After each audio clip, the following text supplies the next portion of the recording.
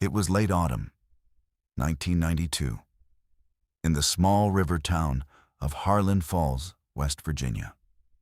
The kind of place where everybody knew the town nurse by name, where the hospital on the hill was the heartbeat of the whole community, where nothing truly bad ever happened. Then, on the night of October 14th, during a blackout that swallowed the entire valley in darkness, a woman named Ellen Maddox walked out of her house on Ridgecrest Lane and was never seen again. She left behind a half-eaten bowl of soup, a television still warm from hours of use, and a front door standing wide open to the cold. Police searched for weeks. They found no body, no blood, no witnesses, no motive. The case quickly went cold. 24 years later, the county's 911 dispatch center received an emergency call. 38 seconds of dead air. The signal originated from Ellen Maddox's old house, a house that had been boarded up, disconnected, and abandoned since 1994. A house where no working phone should have existed. That impossible call reopened everything. And the truth it eventually uncovered was one no one in Harlan Falls was prepared for. If you're new here, please take a moment to like this video and subscribe to the channel. It really helps us keep telling these stories. Now, let's get into today's case. Harlan Falls sits in a narrow valley where the Gauley River bends sharply beneath sandstone bluffs before straightening south toward the coalfields. In 1992, the town had a population of about 4,000. There was a hardware store, a diner called Crutchfield's, a post office, 3 churches, and one regional hospital, Harlan Falls Memorial, perched on the hill at the eastern edge of town, where the road climbed toward the county line. That hospital was the town's spine. It employed nearly 300 people. It was where babies were born, where miners went after cave-ins, where the elderly spent their final coherent hours. And for almost 9 years, the person most of those patients saw first, the face they remembered when the fear was worst, was Ellen Maddox. Ellen was 36 years old in the autumn of 1992. She had sandy brown hair she kept in a low braid, hazel eyes behind wire-rimmed glasses, and a gap between her front teeth she never bothered to fix because she said it gave her character. She was the kind of nurse who remembered your name 3 visits later, who brought homemade cornbread to patients on their birthdays, who stayed an extra hour after her shift if someone on the ward was scared of being alone at night. She'd grown up in the next county over, went to nursing school in Charleston, came to Harlan Falls in 1984, because the hospital offered her a full-time position with benefits, and because the valley reminded her of the hollow where she'd been raised, the smell of wood smoke in October, the fog that settled on the river at dawn, the particular silence of a place enclosed by mountains. She never married. She lived alone in a 2-bedroom frame house on Ridgecrest Lane, 3 blocks from the hospital. She kept a garden. She had a calico cat named Patches. She volunteered at the elementary school's reading program on Tuesday evenings. She was, by every account, deeply content. But the person who knew her best, who understood her in the way that only comes from shared history, shared losses, shared blood, was her younger brother, Dale. Dale Maddox was 29 in 1992. He lived 40 minutes south in the town of Marlinton, where he worked as a mechanic at a Chevrolet dealership. He was stocky, quiet, had their father's heavy brow, and their mother's careful way of listening. Every other Sunday, he drove up to Harlan Falls to have dinner with Ellen. She'd make pot roast or chicken and dumplings, and they'd sit on her porch afterward while the light died over the bluffs. They were close the way siblings get close after losing parents young. Their father had died of a heart attack when Dale was 19. Their mother followed 2 years later, pancreatic cancer that moved so fast it felt like a lie. Ellen had handled both funerals, both estates, both waves of grief, while Dale was still figuring out how to hold himself together. She was the one who called every Thursday. She was the one who remembered anniversaries, who sent cards, who drove down to Marlinton on Dale's birthday with a lemon cake she'd baked from scratch. He adored her. He didn't say it in words because Maddox men weren't built that way. But he said it in the way he checked her oil every time he visited, in the way he replaced her porch railing without being asked, in the way he always lingered a few extra minutes in the driveway before heading home. Like leaving her alone in that little house felt wrong in a way he couldn't name. In the weeks before she disappeared, Dale noticed things, small things, things he couldn't have articulated at the time. But they accumulated the way sediment builds in a riverbed, slowly, invisibly, until the water changes course. The first was a Sunday in late September. He'd come up for dinner as usual, and Ellen seemed distracted. Not upset, not frightened, just elsewhere. She kept glancing toward the kitchen window, and when he asked what she was looking at, she said, "Just the birds." But there were no birds. The feeder was empty. She hadn't filled it in weeks, and Ellen always filled the feeder. The second was a phone call, the Thursday before she vanished. Her voice had a thinness to it, a held-back quality, like she was choosing each word from a shorter list than usual. He asked if she was feeling all right, and she said she was fine. Then she said something strange. She said, "Dale, you know I'd never leave you on purpose, right?" And before he could ask what she meant, she changed the subject to his truck's transmission, and the moment passed. The third was the Sunday he came up for dinner and found she wasn't home. October 4th. The house was locked. The car was in the driveway. And there was a note on the kitchen table that said, "Had to go in emergency at work." He waited for an hour, then drove home. She called him the next morning and apologized. Said there'd been a staffing crisis at the hospital. But her voice had that same thin quality. And he heard something in the background, a door closing maybe, or a drawer, and she'd hung up quickly. Something felt wrong, really wrong. He told himself he was imagining it. He told himself Ellen was a grown woman, and she'd tell him if something was actually wrong. He told himself that the heaviness in his gut was just the residue of too many losses, making him see danger where there was only routine. He was wrong. October 14th, 1992, was a Wednesday. The weather had been gray all week. A cold front had stalled over the mountains, pressing low clouds into the valley like a lid on a pot. The air smelled like wet leaves and diesel. At 6:47 in the evening, the lights went out. Not just in Harlan Falls. The entire grid serving the central Gauley River Valley dropped without warning. Later, the utility company Appalachian Ridge Electric would attribute the outage to a transformer failure at the Deerfield substation, compounded by a switching error that cascaded through 3 relay points. The official report described it as a freak mechanical event, a 1 in 1,000 confluence of aging equipment and bad timing. 14,000 people lost power. The blackout lasted approximately 7 hours and 40 minutes, from 6:47 p.m. to 2:31 a.m. For most of Harlan Falls, it was an inconvenience. Candles and flashlights, cold dinners, children frightened by the dark. For the hospital, it was a crisis. Harlan Falls Memorial's backup generator activated within 15 seconds of the grid failure. The emergency lights came on in the corridors. The ICU monitors beeped back to life, and the critical systems held. But the generator was old, a diesel unit installed in 1978, and within 90 minutes, it began to falter.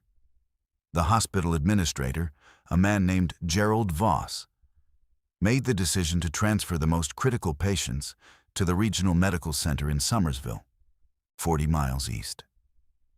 It was a chaotic evening. Ambulances moved through pitch-black mountain roads. Staff worked by flashlight. Ellen Maddox was not on shift that night. Her schedule had her off Wednesdays. She was at home on Ridgecrest Lane, alone. What happened next was reconstructed from physical evidence and the single statement of a neighbor, an elderly woman named Clara Hobbs, who lived 2 houses down. Clara told police that she'd been sitting in her front room with a kerosene lamp when she heard Ellen's screen door bang shut. She looked out. In the darkness, she could see almost nothing. But she heard footsteps on the gravel, quick footsteps, like someone walking fast. Then she heard Ellen's voice. Not words she could make out, just the sound. Brief, clipped, like she was talking to someone. Then silence. Clara assumed Ellen had gone out to check on a neighbor or to see about the power. She went back to her lamp. She didn't think about it again until the next morning, when she noticed Ellen's front door was standing open. Wide open, in 40-degree weather, with the cat sitting on the porch, meowing. Clara walked over and called inside. No answer. She stepped in. The television was off, obviously, because of the blackout, but it was still warm to the touch. Ellen had been watching it when the power dropped.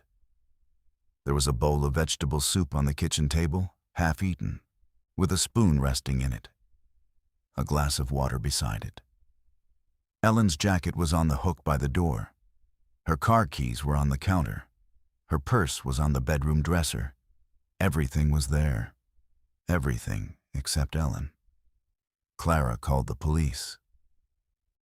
The initial response was measured. Harlan Falls had a small police department, 6 full-time officers, and the chief, a man named Warren Keeler, treated the first 24 hours as a welfare check. Ellen was an adult. Adults were allowed to leave their houses. Maybe she'd walked to a friend's place during the blackout, gotten disoriented, spent the night somewhere. But by the second day, when no one in town had seen her, when her car hadn't moved, when her toothbrush and wallet and reading glasses were all still in the house, the tone changed. Keeler called in the county sheriff's department. A detective named Roy Skaggs was assigned. Skaggs was 52, a career county man with a sun-cracked face and a methodical slowness that people mistook for laziness until they saw his case files. He'd worked homicides in the coal fields, missing hiker cases in the national forest, drug-related disappearances near the interstate corridor. He knew what a person's house looked like when they left voluntarily, and he knew what it looked like when they didn't. Ellen Maddox's house looked like she didn't. Everything staged for a regular evening, Skaggs wrote in his initial report. Meal in progress, cat unfed, outerwear and personal effects present. No signs of struggle, no signs of packing. The subject appears to have exited the residence on foot, without preparation, during the blackout. K-9 units were brought in on October 16th. 2 dogs from the state police barracks in Elkins. They picked up Ellen's scent on the front porch and followed it down the gravel path to the road. Then left, toward town. The trail held for approximately 3 blocks past Clara Hobbs's house, past the vacant lot on the corner, past the Methodist church, and then it stopped. Not faded. Stopped. At the intersection of Ridgecrest and Main, the scent simply ceased, as though Ellen had stepped off the earth. The dogs circled. They doubled back. They pulled their handlers in confused loops around the intersection. Nothing. The trail ended at the blacktop of Main Street like a sentence cut off mid-word. Skaggs ordered a search of the river. Divers went in at 3 points downstream. They found a tire, a shopping cart, a child's bicycle frame green with algae. No body, no clothing, no evidence. They searched the woods behind the hospital. They searched abandoned mine shafts. They searched barns and outbuildings and the basements of foreclosed houses. Volunteers fanned out across the hills with flashlights and orange vests. Nothing. Ellen Maddox had vanished without a trace. One detail nagged at Skaggs. During the blackout, the hospital had experienced what Gerald Voss described as an overflow management situation. The generator problems had forced emergency waste protocols. Biological materials that normally went to a certified disposal facility in Beckley had to be handled on site. Voss was vague about the specifics. Skaggs noted the evasiveness in his file but couldn't connect it to Ellen's disappearance. She hadn't been at work that night. She had no reason to be at the hospital. But Skaggs kept a handwritten note in the margin of his file, a habit from 30 years of casework. The note said, "Voss nervous. Doesn't want to discuss waste protocols. Why?" He never got to answer that question. Budgets were thin. Other cases came in. The Maddox file was moved to the cold case cabinet in January 1993, 3 months after Ellen disappeared. The official classification: missing person, circumstances unknown, no suspect, no evidence of foul play, no body. It didn't make sense. It just didn't. Dale Maddox got the call from Chief Keeler on the morning of October 16th, 2 days after his sister vanished. He was underneath a Chevy Suburban at the dealership, replacing a muffler clamp, when his manager walked over and told him he had a phone call. An emergency phone call. He drove to Harlan Falls in 32 minutes, a drive that should have taken 40. He doesn't remember the road. He remembers arriving at Ellen's house and seeing the yellow police tape across the front door and feeling something collapse inside his chest. Not break, collapse, like a mine shaft giving way, everything falling inward at once. For the first 2 weeks, he was there every day. He walked the woods. He knocked on doors.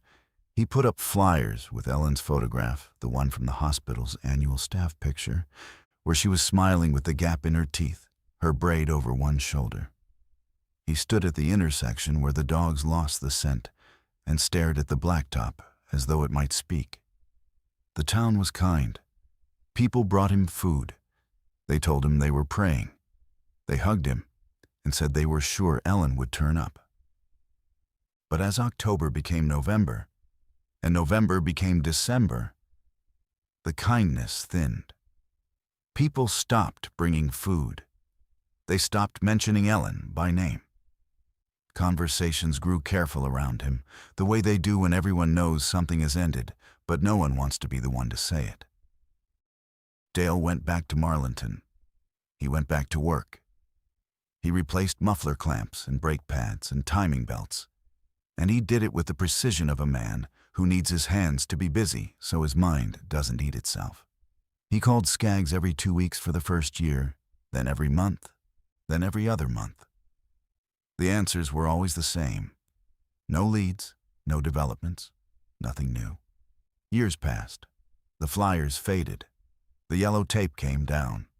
The house on Ridgecrest Lane sat empty. A cousin of Ellen's managed the property for a while, paying the taxes, keeping the roof patched. But by 1994, even that stopped.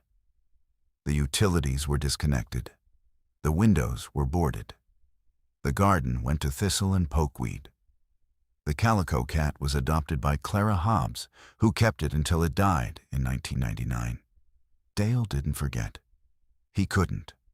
Every October, on the 14th, he drove up to Harlan Falls and parked on Ridgecrest Lane and sat in his truck with the engine running, watching the boarded-up house.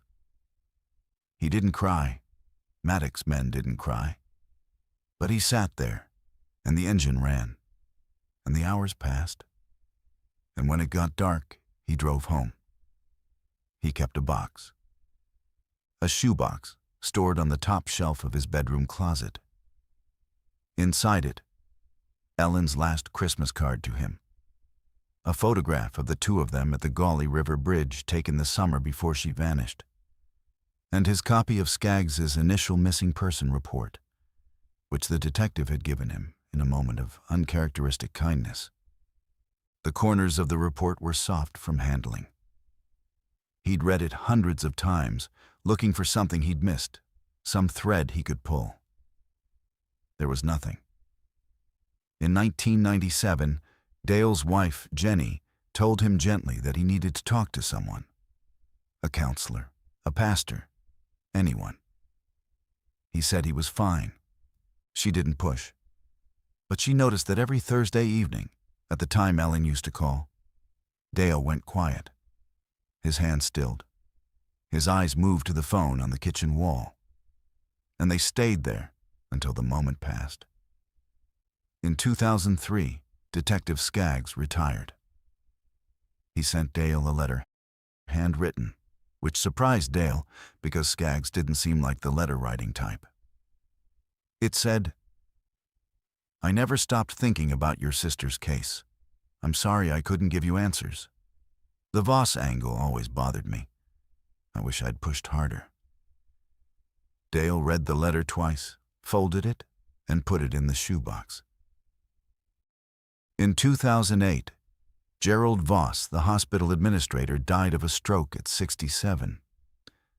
His obituary in the Harlan Falls Gazette described him as a pillar of the community who dedicated his career to keeping Harlan Falls Memorial open during difficult economic times.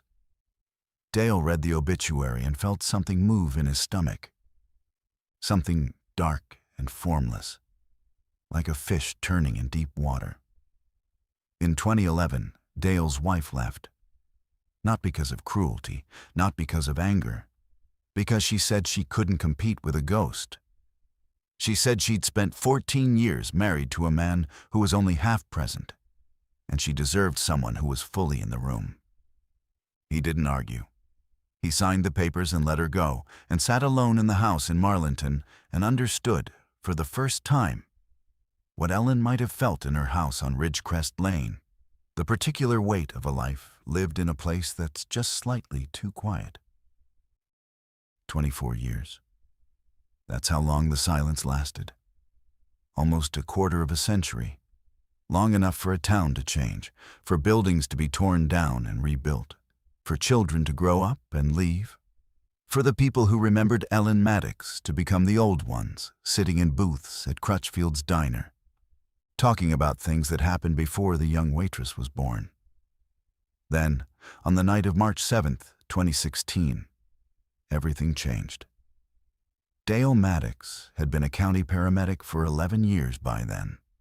He'd left the dealership in 2005, gone through EMT training, then paramedic certification, driven in part by something he could never quite articulate, a need to be the person who showed up when someone called for help. Ellen had trained him, in a way. Not formally, but she'd been the one who taught him how to take a pulse, how to splint a finger, how to stay calm when someone else was falling apart. He'd carried that with him into the work like a borrowed coat that eventually became his own. He was on shift that night. The first week of March had been cold and clear, and he was stationed at the Gauley River substation with his partner, a younger woman named Trina Oakes, when the dispatch radio crackled. Unit 7, respond to 14 Ridgecrest Lane. 911 call received. Open line, no voice contact. 38 seconds of dead air. Caller did not respond to callback. Possible medical emergency or accidental dial. Dale heard the address and his hand stopped moving.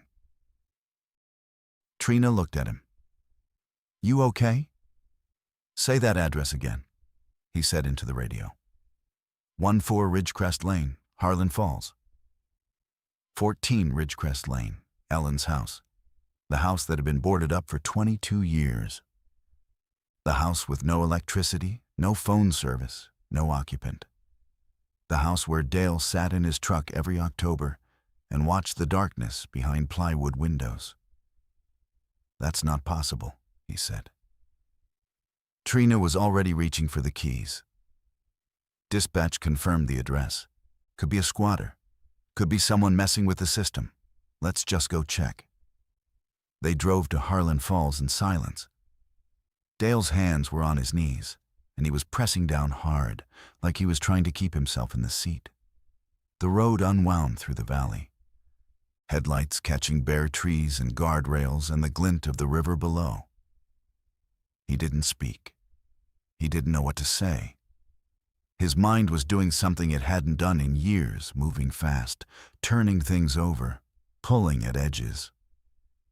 When they arrived on Ridgecrest Lane, the street was dark and still. The house at number 14 sat back from the road behind an overgrown hedge. The plywood was still on the windows. The porch railing Dale had replaced 30 years ago was rotted through. The yard was a tangle of dead vines and volunteer saplings, but the front door was open. Not wide open, just ajar, maybe 6 inches, just enough to see darkness behind it. Dale's blood ran cold. They approached with flashlights. Trina called out. No answer. The porch boards groaned under their weight. The smell hit him at the threshold. Not decay, not rot, but something older. Dust and closed air, and the faintest ghost of something floral. Lavender, maybe. Ellen had kept sachets of dried lavender in her closets. Inside, the house was a ruin of time. Wallpaper peeling in long curls. Ceiling stained brown from water damage. Furniture still in place, but coated in decades of dust. The kitchen table was there. The soup bowl was gone. Someone had cleaned that up years ago. Probably the cousin, but the table was the same one. He recognized the cigarette burn on the corner from a party in 1987. And on that table, sitting upright in the dust, was a telephone handset. A beige rotary handset. The kind that hadn't been manufactured since the 1980s. It was off the hook. The coiled cord trailed across the table and down to the floor, where it connected to a wall jack that should have been dead. Dale crouched beside it. He lifted the handset to his ear. Dial tone. A live dial tone, humming in a house that had been disconnected from every utility since 1994. "That's not possible," Trina said from behind him. She was right. It wasn't possible. The county sheriff's department sent a deputy that night, a young officer named Chris Weber, who walked through the house, noted the open door and the live phone, and filed a report that concluded with, "Possible transient activity. Recommend securing premises." Dale read the report and felt the same dark stirring he'd felt reading Voss's obituary. The same sense of something large moving beneath the surface. He couldn't leave it alone. Over the next 3 days, Dale made calls. He contacted Appalachian Ridge Electric, who confirmed that the house at 14 Ridgecrest Lane had been disconnected from the power grid in March 1994. He contacted Mountain State Telephone, the regional carrier, who confirmed that the landline had been terminated the same month. The copper wire to the house had been physically severed at the junction box on the utility pole outside. And yet dispatch had logged a call. 38 seconds of dead air originating from that address. The 911 system had registered a completed connection. The number that appeared on the dispatch screen was Ellen's old number, a number that had been out of service for 22 years. Dale requested the technical report from the phone company. It took a week. When it arrived, it was 4 pages of engineering language that he read at his kitchen table with a highlighter and a dictionary. The relevant section was on page 3. During a routine audit of underground conduit in the Harlan Falls area, a technician had discovered an anomaly. The house at 14 Ridgecrest Lane had two phone lines. The primary line, the one that had been severed in 1994, ran on an aerial copper drop from the pole, but a secondary line ran underground, through a buried conduit that connected to a junction point behind Harlan Falls Memorial Hospital. This second line had been installed in 1991 as part of a hospital emergency preparedness upgrade. The hospital had arranged for dedicated communication links to the homes of key medical staff so they could be reached instantly during emergencies. The project had been funded through a federal rural health grant. The work was done by a private contractor, and it had never been recorded on the municipal utility maps. The secondary line was still live. Someone had entered the house, connected a handset to the secondary wall jack, a jack that was hidden behind a baseboard panel in the kitchen, and placed a call. Dale read the report 3 times. Then he drove to Harlan Falls. The jack was where the report said it would be. Behind a baseboard panel that had been pried loose and recently replaced, the dust around it was disturbed. The nails were new. Someone had been in this house. Someone who knew about the hidden line. Someone who had placed a call from a dead woman's kitchen using infrastructure that almost no one knew existed. Something felt wrong. Really wrong. Dale began doing something he'd never done before. He started investigating. Not the way Skaggs had, not with badges and warrants and official authority. He investigated the way a man investigates who has spent 24 years sitting in a truck outside an empty house. With patience, with obsession, with the slow, grinding focus of someone who has nothing left to lose except the question itself. He started with the hospital emergency preparedness upgrade, the 1991 project. He went to the Harlan Falls Town Hall and requested the building permits. The clerk, a woman young enough to be his daughter, looked at him strangely when he asked for records from 25 years ago. But she found them in the basement archive. The permits showed that the conduit work had been authorized by Gerald Voss, the hospital administrator. The contractor was a company called River Tech Utilities, based in Charleston. The project scope included dedicated phone lines to 5 staff residences.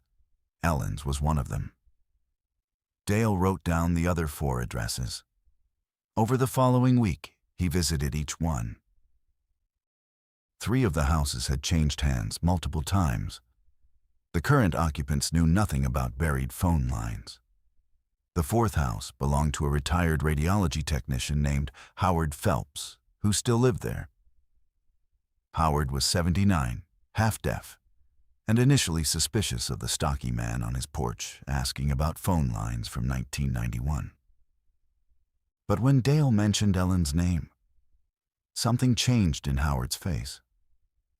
A stillness, a careful rearrangement of features that Dale recognized because he'd been seeing it for 24 years, the look people got when they were deciding how much to say.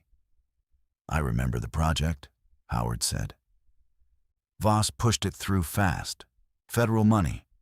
We all thought it was just emergency phones. But the lines, they didn't just go to our houses. Some of them ran to the hospital's lower level, the old basement wing." "What was in the basement wing?" Howard looked at his hands. "Storage, medical records, and the waste processing area." The waste processing area.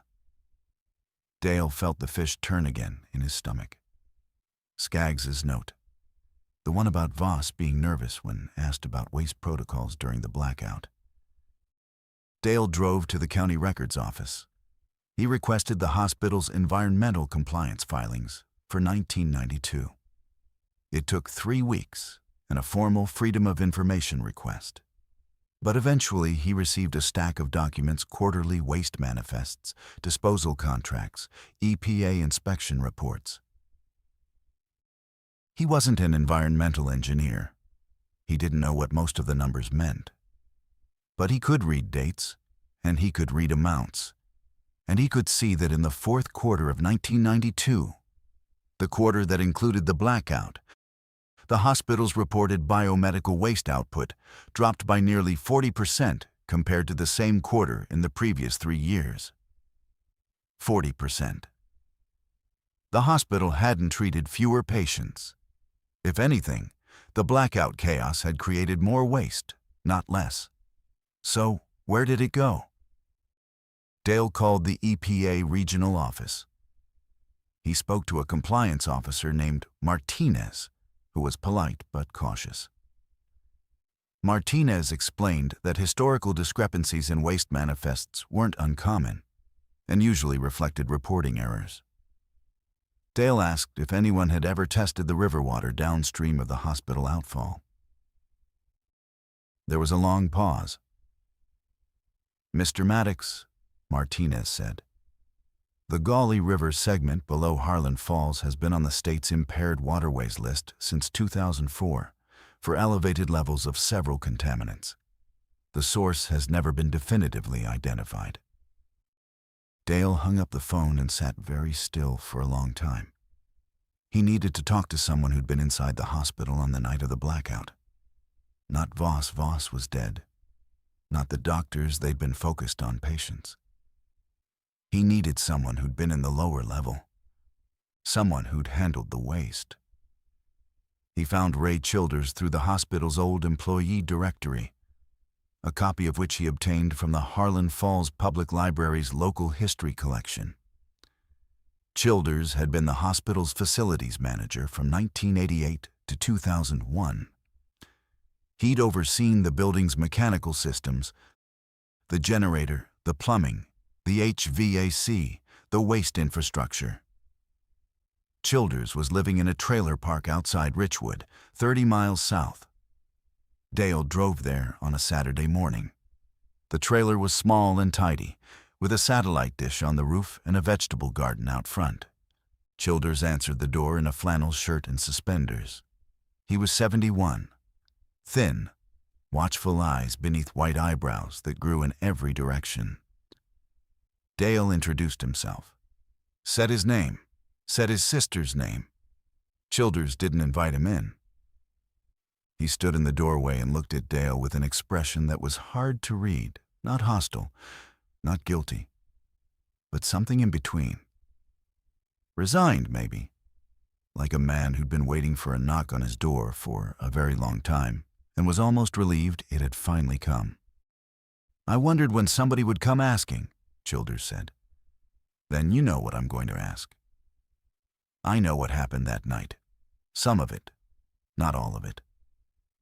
He rubbed his jaw. "Voss told me to keep quiet. Said it was handled. Said nobody needed to know. And I listened because I had a mortgage and 2 kids in school, and the hospital was the only job in the valley. Tell me what you know, Ray." Childers sat down on his front step. Dale sat beside him. And in the pale morning light, with chickadees calling from the tree line, Ray Childers told Dale what happened in the lower level of Harlan Falls Memorial Hospital on the night of October 14th, 1992.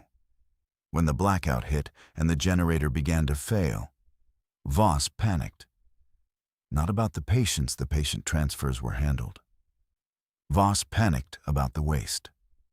The hospital's biomedical waste storage was at capacity. A shipment to the disposal facility in Beckley had been delayed twice that week due to a contract dispute. The cold storage units in the basement ran on the main grid, not the generator. When the power dropped, those units went dark. "He told me to move it," Childers said. "All of it. Before it thawed, before it started to smell, before anyone from the state came asking questions about why we were storing 3 weeks' worth of biomedical waste in a facility rated for 5 days." "Move it where?" Childers looked at the river, visible through the trees at the bottom of the hill. He didn't say anything. He didn't need to. Voss, me, and Alvin Peck. He was the utility foreman for Appalachian Ridge Electric. We loaded it into the back of the hospital's maintenance truck and drove it down to the river access point behind the old mill. Dumped it, drums and all, into the river, in the dark. Dale's voice was very steady when he asked the next question. What does this have to do with my sister? Childers closed his eyes. She was there, Ellen. She wasn't supposed to be. She wasn't on shift. But she'd come up to the hospital to help with the patient transfers. That's who she was.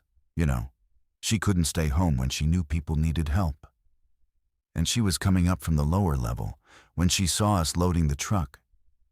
She saw the drums. She knew what was in them. She was a nurse. She knew exactly what biomedical waste was and exactly what it meant to put it in a river. She confronted Voss. Right there in the parking lot. In the dark. The power was still out. So it was just flashlights and headlights. She told him she was going to report it. To the EPA. To the State Health Department. To whoever would listen. She said people downstream drank that water. Children drank that water. And what did Voss say? Childers opened his eyes. They were wet. Voss told her the hospital would be shut down. Every job in the valley. Every person who depended on it for medical care. He said she'd be destroying the town. And she said I remember exactly what she said. Because it was the bravest thing I ever heard anyone say. She said, Gerald, the town is already destroyed if this is what it takes to keep it running. Dale's hands were shaking, not from cold, from something much older than cold. Then what? Then Alvin got involved. Alvin was, you have to understand, the blackout was Alvin's fault. The transformer failure, the cascading relay error, it happened because Alvin had been deferring maintenance on the Deerfield substation for 2 years, cutting corners, pocketing the maintenance budget. If the state investigated the blackout, they'd find the maintenance records, and Alvin would go to prison. So when Ellen said she was going to report the dumping, Alvin saw everything unraveling. The dumping investigation would lead to the blackout. Investigation would lead to his fraud. Childers, what happened to my sister? The old man's voice dropped. I don't know. Not exactly. Voss told me to go home. He said he and Alvin would talk to Ellen. Calm her down. I went home. The next morning, Ellen was gone. And Voss came to my house before dawn and told me that Ellen had agreed to keep quiet, that she'd left town to clear her head, and that the best thing I could do for myself and my family was to forget everything I'd seen. And you believed him? No, I didn't believe him. But I was afraid. And I had 2 children and a wife who needed surgery that the hospital insurance was paying for, and I told myself that Ellen had probably just left, that she'd come back, that it wasn't what it looked like. His voice cracked. I've been telling myself that for 24 years, and I've been wrong for 24 years, and I know it. Dale stood up. His knees ached, his chest ached, everything ached. He looked down at Ray Childers sitting on the step of his trailer with tears running into the creases of his face, and he felt something he hadn't expected to feel. Not rage, not yet. That would come later, in the truck, alone, when he pulled over on the side of Route 39 and gripped the steering wheel until his knuckles turned white and screamed until his throat was raw. What he felt on that step was clarity. For the first time in 24 years, the formless dark thing in his stomach had a shape. It had names. Voss, Peck, Childers, the hospital, the river, the blackout.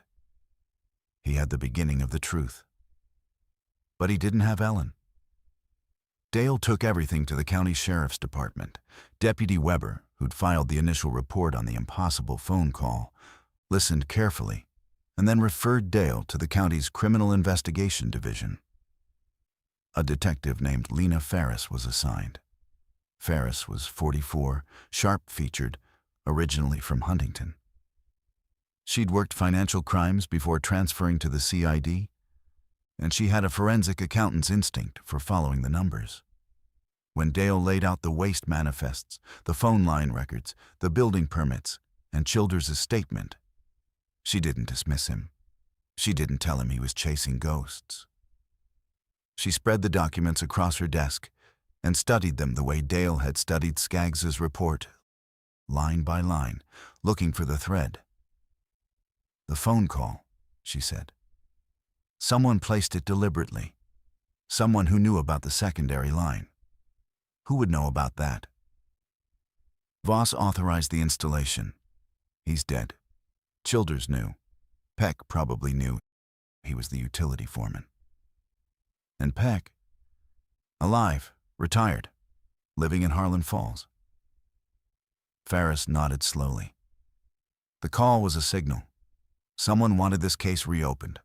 Someone who knew enough to use infrastructure that wasn't on any public map. She looked at Dale. "I'm going to need to talk to Alvin Peck." "He won't talk voluntarily.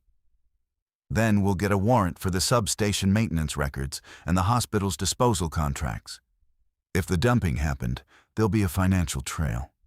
There always is." The investigation that followed was unlike anything Dale had experienced. It wasn't a search through forests and rivers. It wasn't flyers and volunteers. It was technical, meticulous, and relentlessly institutional. Ferris subpoenaed electrical grid maintenance records from Appalachian Ridge Electric going back to 1990. She subpoenaed the hospital's waste disposal contracts, payment records, and internal memos.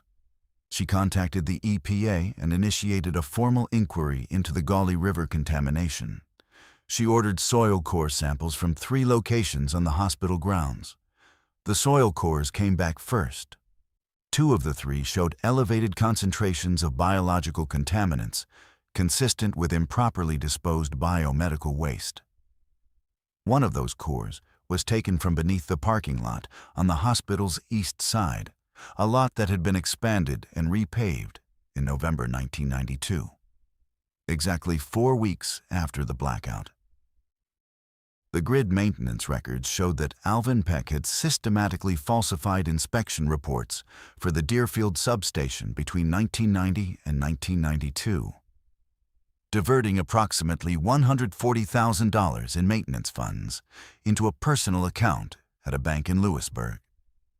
The hospital's internal files, recovered from a storage unit rented in Voss's name, which his widow had been paying for without knowing what was inside, contained a folder labeled EM Personnel. Inside were documents that made Dale's hands go numb when Ferris showed them to him. A typed letter, dated October 15, 1992, on hospital letterhead, bearing Gerald Voss's signature, addressed to the West Virginia Board of Nursing. The letter stated that Ellen Maddox had voluntarily resigned from Harlan Falls Memorial due to personal reasons and had expressed her intention to relocate out of state. A second letter, also signed by Voss, addressed to the Harlan Falls Police Department, stated that the hospital had no concerns regarding Ms. Maddox's departure and did not believe her absence warranted investigation. These letters had been sent the morning after Ellen disappeared. Before Clara Hobbs called the police, before anyone even knew Ellen was missing. Voss had preemptively constructed a narrative of voluntary departure. He'd contacted the nursing board and the police before anyone raised the alarm, planting the story that Ellen had simply left. And it had worked. Chief Keeler, receiving a letter from the hospital administrator, the most powerful man in town, had treated the case with exactly the level of institutional deference Voss was counting on. Skaggs had sensed it. He'd written, "Voss nervous," in the margin of his file. But he'd never seen these letters. They'd been filed and forgotten. The system had accepted Voss's version and moved on. Ferris took the letters to the county prosecutor. A warrant was issued for Alvin Peck's arrest on charges of embezzlement, falsification of public safety records, and pending further evidence of accessory to unlawful restraint and obstruction of justice in connection with the disappearance of Ellen Maddox.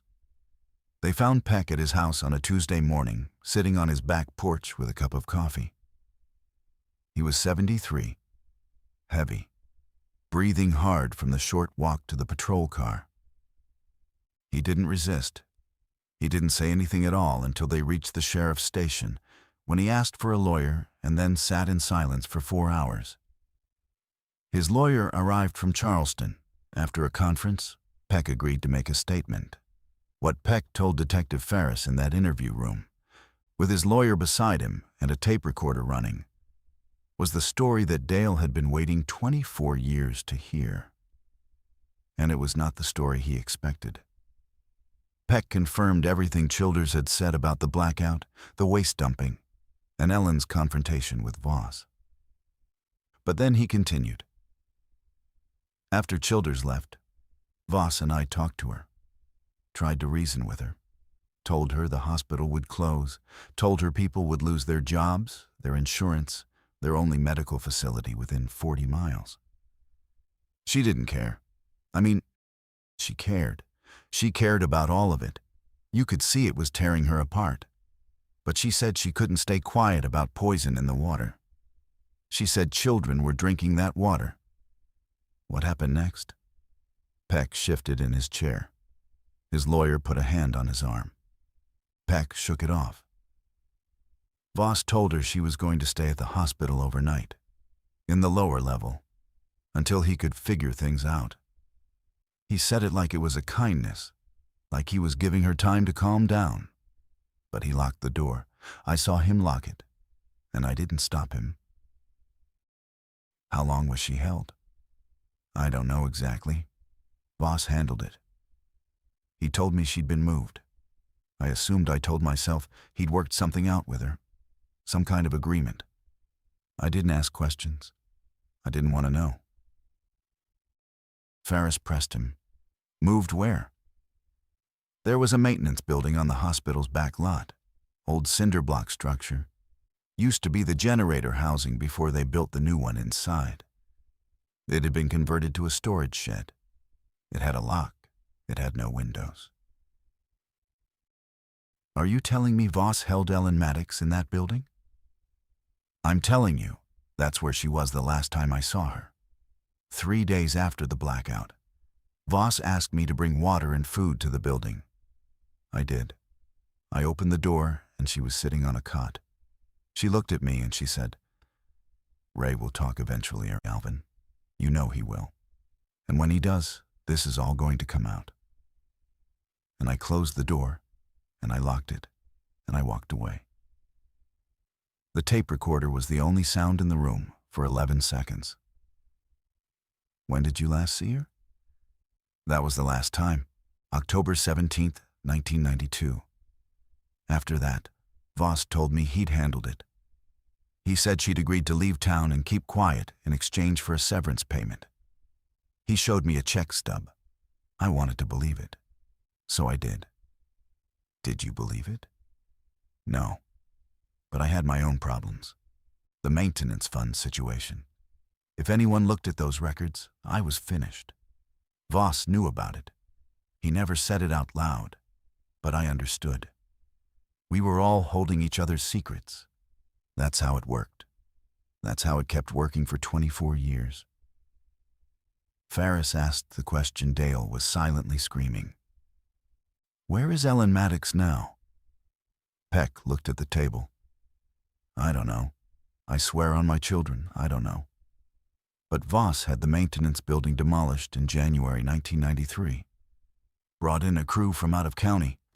Poured a concrete pad over the site. Told people it was for a new ambulance bay. The ambulance bay. Dale had parked the ambulance there. Hundreds of times. He'd walked across that concrete pad on his way into the hospital, carrying stretchers, checking equipment, living his life above a slab of concrete that might contain everything he'd spent 24 years looking for. The excavation began in June 2016. By then, The story had grown beyond what Harlan Falls could contain. The EPA investigation had confirmed significant contamination of the Gauley River segment downstream of the hospital, consistent with repeated biomedical waste discharge occurring over a period of months in late 1992 and early 1993. The State Health Department had opened an inquiry into a cluster of rare cancers in 3 communities downstream. The hospital's board of directors had suspended operations pending the investigation. Harlan Falls Memorial, the institution Ellen Maddox had served for 9 years. The institution that had been the town's heartbeat was dying. And the town knew it. And the town was angry. But the anger was fractured, split between rage at what had been done and grief for what was being lost. Some people blamed Dale for digging it all up. Some people thanked him. Most just looked away when he walked down Main Street, because looking at him meant confronting something they'd rather not name. The concrete pad was cut and removed in sections. Beneath it, a crew from the State Police Forensic Unit found the deteriorated remnants of a cinder block foundation. Beneath that, in the compacted gravel and clay, they found what they were looking for. Not remains. A box. A waterproof plastic storage container, the kind used for medical records, sealed with duct tape that had calcite deposits, suggesting it had been buried for decades. Inside the box were 4 items: a logbook, a pocket-sized water testing kit with 6 sealed sample vials, a sealed envelope addressed to the Gauley County Health Department, and a handwritten note on a torn piece of hospital stationery. The logbook was Ellen's. 47 pages of dated entries beginning in August 1992, 2 months before the blackout. She had been monitoring the hospital's waste processing procedures since the summer. She had documented irregularities, manifests that didn't match actual volumes, disposal pickups that were logged but never occurred, and critically 3 instances in September 1992 where she personally observed drums being loaded into the maintenance truck after hours. She had been gathering evidence for weeks before the blackout. She hadn't stumbled onto the dumping by accident on October 14th. She'd been building a case, quietly, carefully, alone. The logbook entries were meticulous dates, times, drum counts, license plate numbers, the names of personnel she observed. The water testing kit contained 6 vials of river water, collected on September 22nd, September 29th, and October 6th, 1992, at locations downstream of the hospital. Each vial was labeled in Ellen's handwriting. The envelope contained a typed letter unsigned, undated, but clearly written by Ellen that laid out her findings and requested a formal investigation. It had never been mailed. She'd been preparing to send it when the blackout happened, and the confrontation with Voss accelerated everything. And the note. The note was short. It was written in pencil on a scrap of hospital stationery, and the handwriting was shaky. Not Ellen's usual precise script, but the writing of someone cold, scared, and working in poor light. It said, "If you find this, it means I couldn't get out. The evidence is in the vials. The logbook has everything. The river is being poisoned, and Voss knows. Peck knows. Childers knows. I hid this where they'll have to dig to build anything, because they will build something. Voss always builds something to cover what he's done. Tell Dale I didn't leave. Tell him I would never leave. Tell him I stayed, because someone had to." Dale read the note in a room at the county sheriff's station. Ferris had offered to read it to him, to prepare him, but he'd said no. He wanted to see her handwriting. He wanted to hold the paper she'd held. He read it 3 times. The first time, the words blurred because his eyes were wet. Maddox men don't cry. But Dale Maddox cried that day in the sheriff's station, holding a scrap of paper his sister had written in a locked cinder-block building 24 years ago. And he didn't care who saw. Tell Dale I didn't leave. Tell him I would never leave. She hadn't left. She hadn't abandoned him. She hadn't chosen silence. She'd chosen to stay and fight. And the town she loved had buried her for it. The search continued beneath and around the demolished building's footprint. In August 2016, forensic anthropologists recovered human remains from a narrow trench adjacent to the original foundation. The remains were skeletal, consistent with a female of Ellen's age and stature. DNA comparison with Dale's sample confirmed the identification. Ellen Maddox had been dead since 1992. The forensic evidence could not determine cause of death with certainty. The remains were too degraded, but the pathologist noted fractures to the cervical vertebrae consistent with severe blunt force trauma. The manner of death was classified as homicide. Alvin Peck was charged with accessory to murder, unlawful restraint, obstruction of justice, embezzlement, and falsification of public records. Gerald Voss, the man who almost certainly killed Ellen Maddox, was beyond the reach of any courtroom. He'd been dead since 2008. His stroke, his quiet obituary, his reputation as a civic pillar, all of it now reframed by the logbook, the letters, and the testimony of the men who'd helped him. But there was one more question. The question that had started everything. Who made the phone call? Ferris traced the secondary phone line from Ellen's house back through the buried conduit to its junction point behind the hospital. The conduit passed within 8 feet of the maintenance building's former foundation, the same building where Ellen had been held. During the excavation, workers had accidentally breached the conduit. The phone line inside was intact. The damage exposed a junction splice that hadn't been part of the original installation. Someone had tapped into the line at a point adjacent to the building, years after the original 1991 project. Ferris had the splice examined by a telecommunications forensic specialist. The materials used the wire gauge, the connector type, the insulation were consistent with supplies available in the early 1990s. Someone had extended the line from the conduit into the maintenance building. The extension was crude but functional. Ellen had access to the hospital's phone system as a staff nurse. She knew about the emergency preparedness project. She knew the secondary line ran to her house. And in the building where she was held, she had found or created a way to connect to it. But she hadn't placed the call. She'd been dead since 1992. And the call came in 2016. The answer came from an unexpected source. Howard Phelps, the retired radiology technician Dale had visited weeks earlier, called the sheriff's department in September 2016 and asked to speak to Detective Ferris. He said he had something to say that he should have said a long time ago.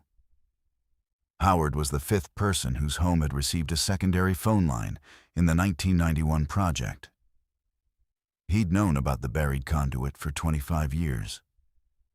And in the winter of 1992, a few weeks after Ellen's disappearance, he'd been walking behind the hospital when he heard something he'd never been able to explain. A tapping, faint, rhythmic, coming from the maintenance building. He'd assumed it was mechanical, a loose pipe, a rodent. He'd walked on. But it haunted him. For 24 years, it haunted him. The tapping, the timing, the fact that Ellen had disappeared and a building near the hospital was making sounds and nobody was asking questions. In early 2016, Howard had read about the impossible 911 call in the local paper. He'd spent 3 sleepless nights thinking about the tapping, about the conduit, about the secondary line he knew ran near that building.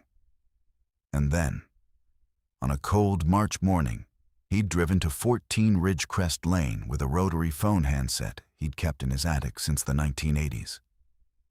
Pried open the baseboard panel he knew concealed the secondary jack and placed a call to 911. 38 seconds of silence. He hadn't said anything because he didn't know what to say. He just wanted someone to come. He just wanted someone to ask the questions he'd been too afraid to ask for 24 years. "I should have gone into that building in 1992, Howard told Ferris. "I should have knocked on the door. I should have told someone about the sound. But I was afraid. Voss was powerful. Peck was connected. And I was just a technician. I told myself it was nothing. I told myself Ellen had left. I told myself for 24 years. And I knew it was a lie every single day." He was crying when he said it.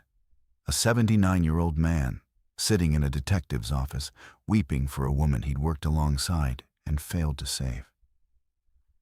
"The phone call," Ferris said. "You knew it would reopen the case." "I knew it was the only way. Nobody was going to listen to an old man talking about tapping sounds from 1992. But a 911 call from a dead woman's house from a phone that shouldn't exist. That somebody would have to investigate." He was right. The trial of Alvin Peck began in February 2017 and lasted 3 weeks. The prosecution presented the logbook, the water testing vials, the note, the Voss letters, the grid maintenance fraud, and the testimony of Ray Childers, who appeared as a cooperating witness under a plea agreement for obstruction of justice.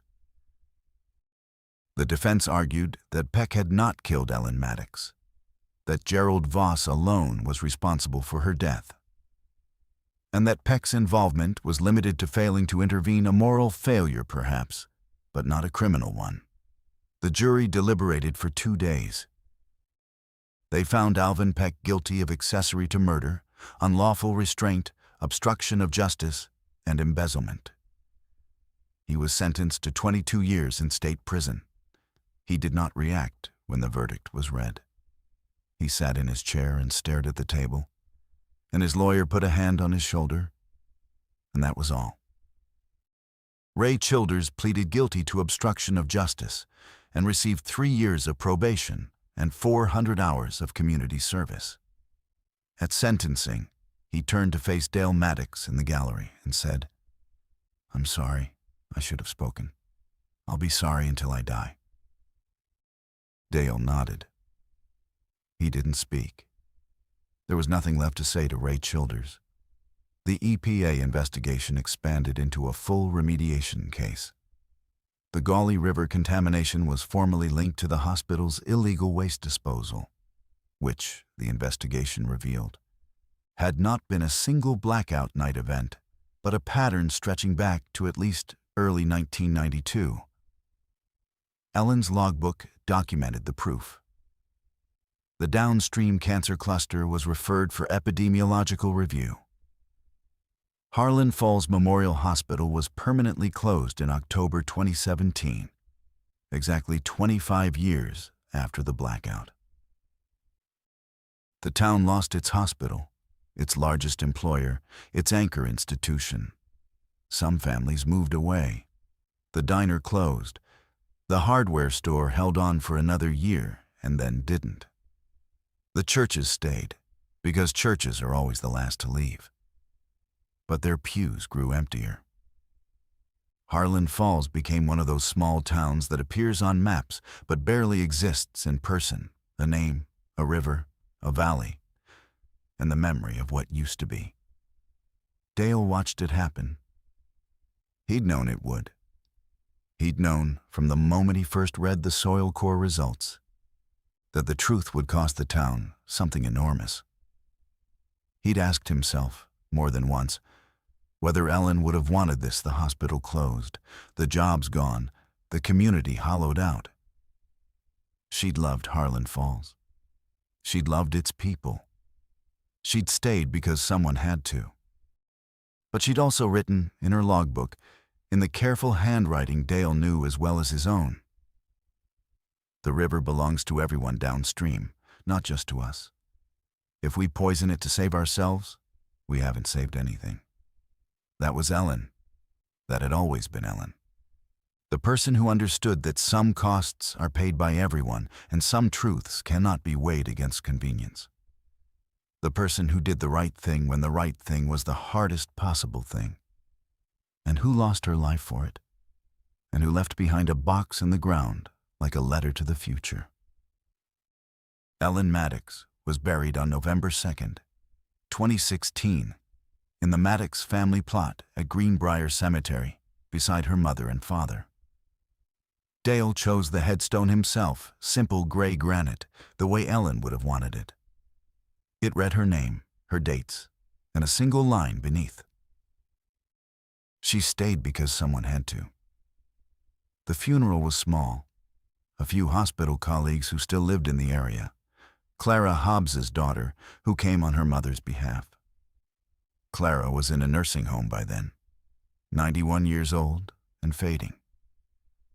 Howard Phelps stood in the back row with his hat in his hands and didn't speak to anyone.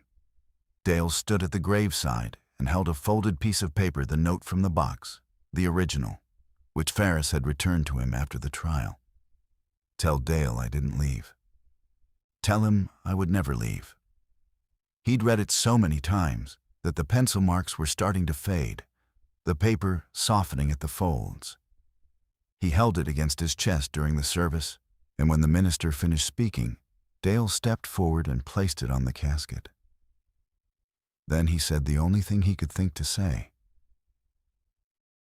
I know, Ellen. I know you didn't leave.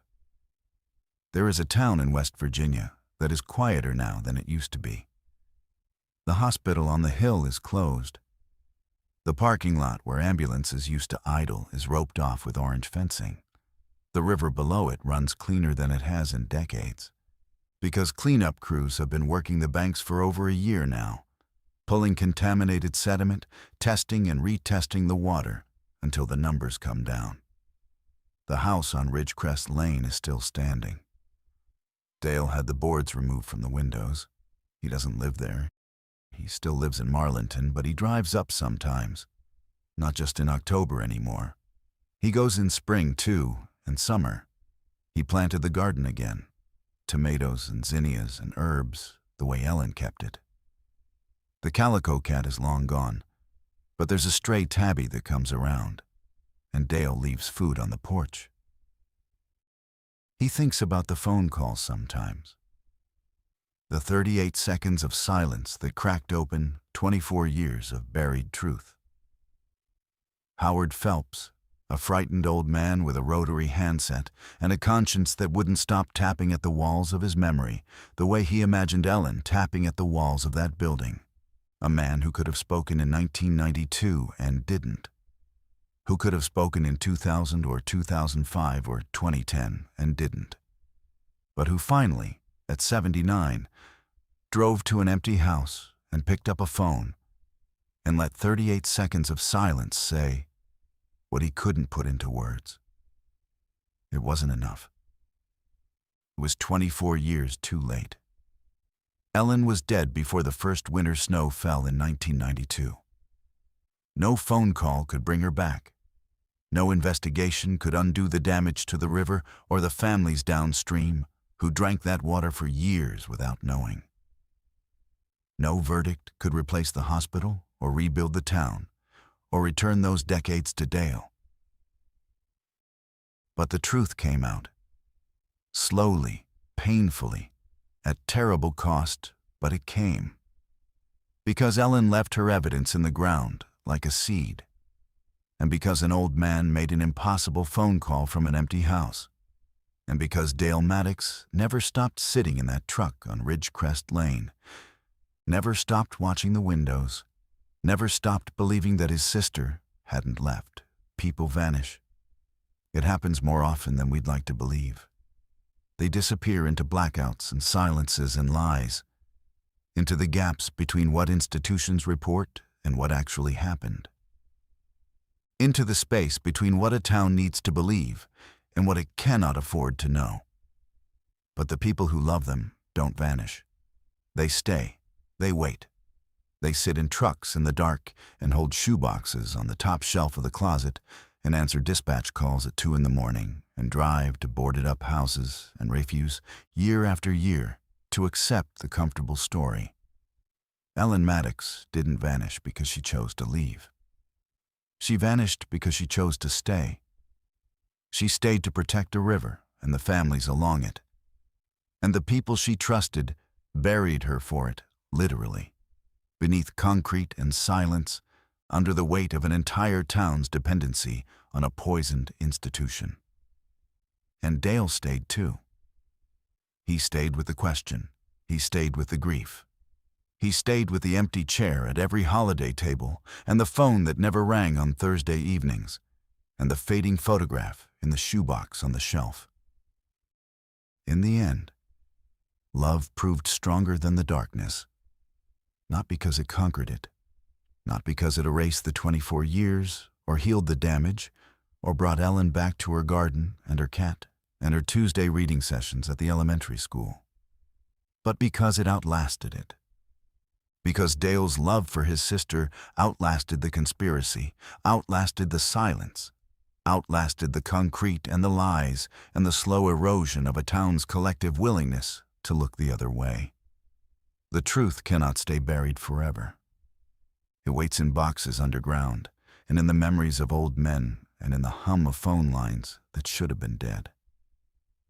It waits and it waits. And then one day a phone rings in an empty house and someone drives out to answer it and the ground opens up and everything comes to light. Ellen Maddox stayed because someone had to. And Dale Maddox listened because someone had to do that too.